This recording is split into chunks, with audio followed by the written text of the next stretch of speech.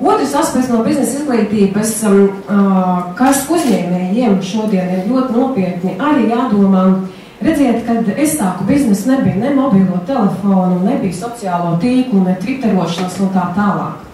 Ja es būtu palikusi tajā līmenī, kāda bija 91. gads vai 90. gads, nezinu, kas būtu ar manu uzņēmumiem. Šajā gadījumā mums ir jāmācās līdzi tam laikam, ko nosaka šobrīd 21. gadsimts.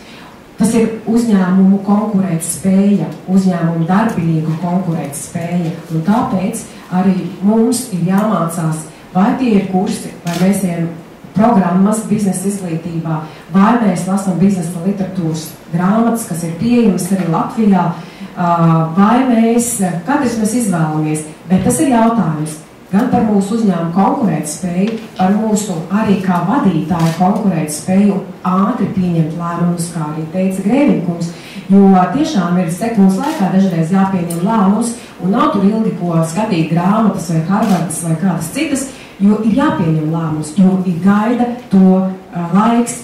Un tāpēc, ja bija arī šis jautājums, kas bija atsūtīts uz man e-pastiņu pa mentorings, varbūt vēl aizstāt, tad mentorings nevar aizstāt biznesa izglītību.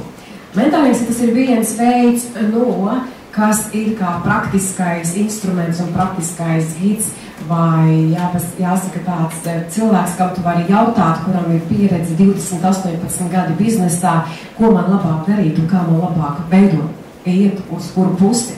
Bet tas nevar aizstāt biznesa izglītību.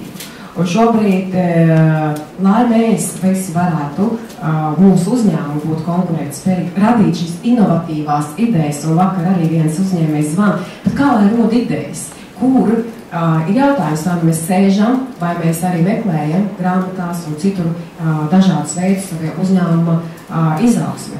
Līdz ar to mazie pamatiņi, tas beigu secinājums, mazie pamatiņi no biznesa izglītības kaut kāda veida nodulīšana mums ir vajadzīgs katram.